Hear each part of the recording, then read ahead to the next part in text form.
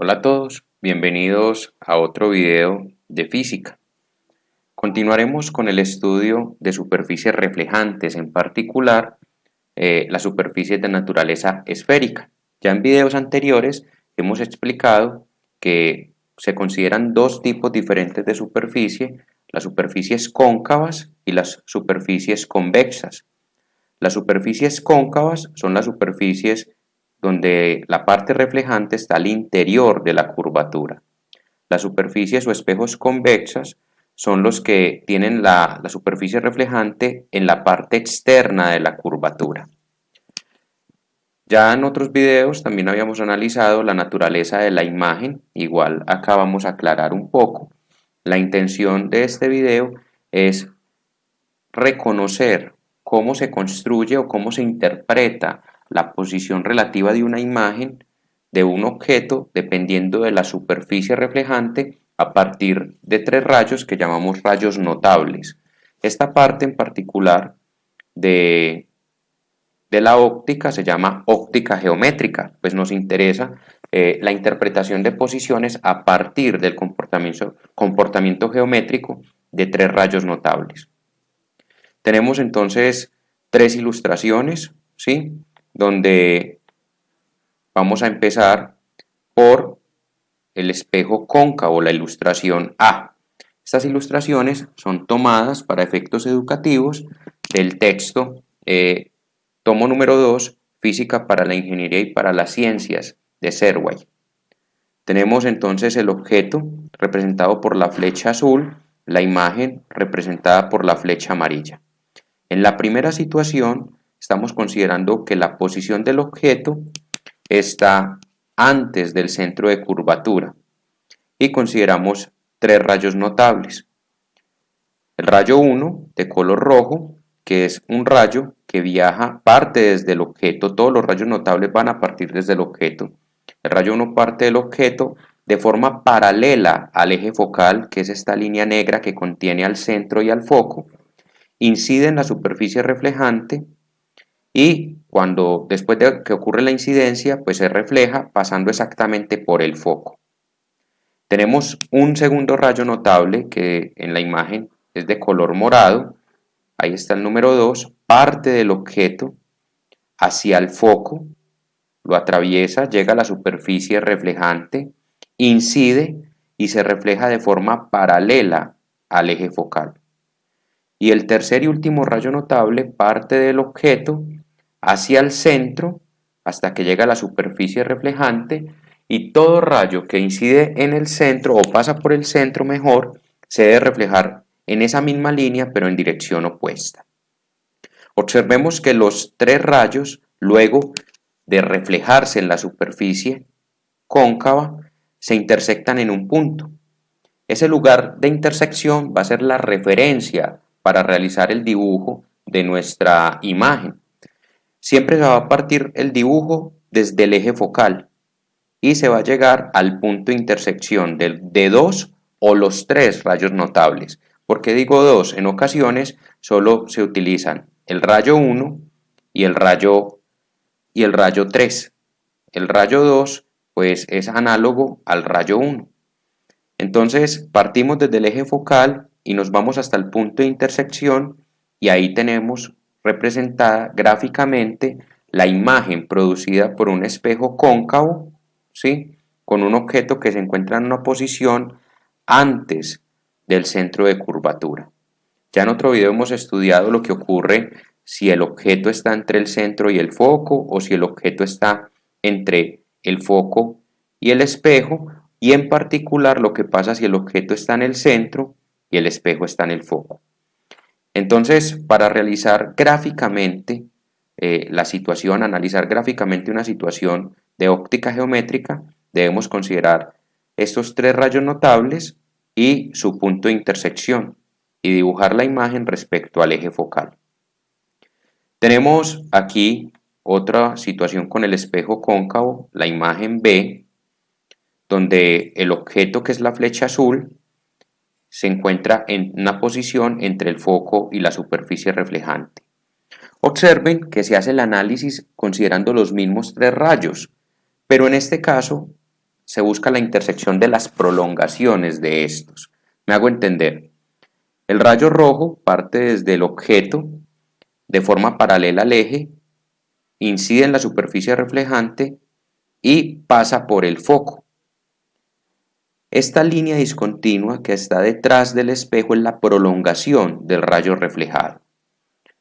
Ahora el rayo 2, un rayo que parte, ¿sí?, del objeto, incide y se refleja de forma paralela al eje focal. Observen, esta línea discontinua es la prolongación del rayo 2 reflejado. Y el rayo 3, que es el rayo que parte del objeto, incide en la superficie reflejante y se devuelve pasando por el centro. Miren que también hacemos la prolongación y de tal manera que esas tres prolongaciones de los tres rayos reflejados se intersectan en un punto exactamente detrás de la superficie reflejante, ocasionando que nuestra imagen, en este caso partiendo desde el eje focal, esté dirigida hacia arriba, quiere decir que no está invertida, tiene mayor tamaño y es de naturaleza virtual, pues se encuentra ubicada detrás de la superficie reflejante. En la ilustración A tenemos una imagen invertida de menor tamaño y de naturaleza real, pues se ubica enfrente de la superficie reflejante. Por otro lado, tenemos la situación con los espejos convexos, que son los espejos que tienen la superficie reflejante en la curvatura externa. Aquí la flecha azul está representando el objeto, la flecha amarilla está representando la imagen. Consideramos los mismos tres rayos, uno que parte desde el objeto paralelo al eje focal, incide en la superficie reflejante, se refleja y aparece la línea discontinua que es la prolongación de este rayo y que pasa por el foco. El rayo 2 es un rayo que parte del objeto, incide en la superficie reflejante y se refleja paralelo al eje focal. La prolongación del rayo 2 pasa por el foco.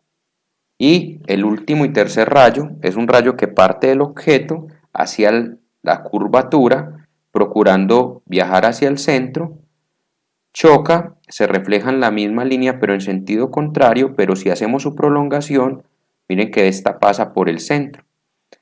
Los tres rayos, las prolongaciones de estos tres rayos se encuentran en un punto detrás del espejo, produciendo que la imagen sea una imagen derecha, de menor tamaño y de naturaleza virtual.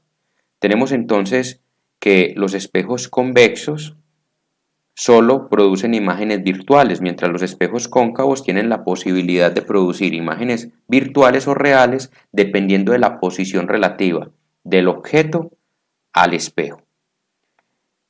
Es así entonces como hemos hecho un análisis del comportamiento geométrico de tres rayos notables para lograr analizar una situación considerando un espejo cóncavo y un espejo convexo. Ahora, hay tres expresiones matemáticas que nos van a permitir interactuar con estas variables físicas. Vamos con una primera que es m igual a h' sobre h, o también podría ser igual a menos q sobre p.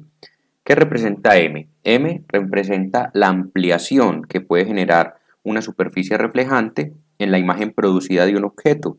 Entonces, cuando decimos m igual a h' sobre h, estamos diciendo que la ampliación se puede cuantificar como la razón entre el tamaño de la imagen y el tamaño del objeto. H' es el tamaño de la imagen y h es el tamaño del objeto. O también la ampliación puede cuantificarse como menos q sobre p, donde q es la distancia desde la imagen hasta el espejo y p es la distancia desde el objeto hasta el espejo. ¿Qué significa el signo menos? Cuando una ampliación nos dé negativa, quiere decir que la imagen está invertida respecto a la posición original del objeto. Si una ampliación nos da positiva, quiere decir que la imagen es derecha o tiene la misma orientación que el objeto. Ahora, matemáticamente, ¿cómo vamos a considerar esos signos? Pues el espejo va a ser el sistema físico de referencia siempre en todas las situaciones que analicemos, es decir, lo que se encuentre enfrente del espejo en cualquier situación, sea un espejo cóncavo o convexo, vamos a considerarlo de naturaleza positiva.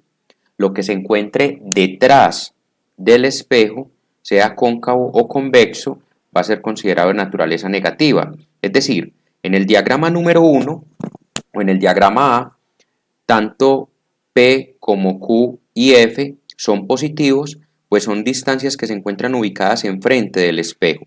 En el diagrama B tenemos que P, el foco, pues la distancia focal, están enfrente del espejo, son positivas, pero Q está detrás del espejo, es negativa. En el diagrama C tenemos que P, la distancia desde el objeto hasta el espejo, es positiva, pero el foco y Q son negativas, pues se encuentra detrás del espejo. En ese sentido, cuando la imagen es virtual, es decir, cuando se encuentra detrás del espejo, el aumento debe darnos positivo. ¿Por qué? Porque la imagen no está invertida. ¿Cómo garantizamos que nos dé positivo? Al ser la imagen virtual, Q siempre va a ser negativo y por ley de signos va a quedar menos por menos y la ampliación va a ser positiva. Tenemos otra expresión que vincula la distancia focal, la distancia imagen y la distancia objeto, que es 1 sobre P más 1 sobre Q igual a 1 sobre F. En algunos textos, videos o diferentes autores realizan esta suma de los términos 1 sobre P más 1 sobre Q, pero es la misma fórmula, solo que en una representación matemática diferente. Entonces, tenemos aquí una expresión que nos permite vincular con la distancia focal las posiciones de la imagen, que es Q, y la posición del objeto, que es P. Y una tercera expresión que dice que la distancia focal es igual al radio o distancia del centro de curvatura sobre 2. Listo. Entonces tenemos tres expresiones matemáticas o fórmulas que nos van a permitir relacionar de una forma adecuada las variables que intervienen cuando analizamos la incidencia de la luz en superficies reflejantes. Es importante aclarar que estas tres representaciones se pueden usar para espejos planos y espejos esféricos. En los espejos esféricos no importa si son cóncavos o convexos. Hay que tener la claridad en los espejos planos y esféricos que lo que está delante del espejo o enfrente del espejo se considera positivo y lo que está detrás del espejo se considera negativo. Espero que les haya gustado el video. Recuerden suscribirse al canal para seguir aprendiendo.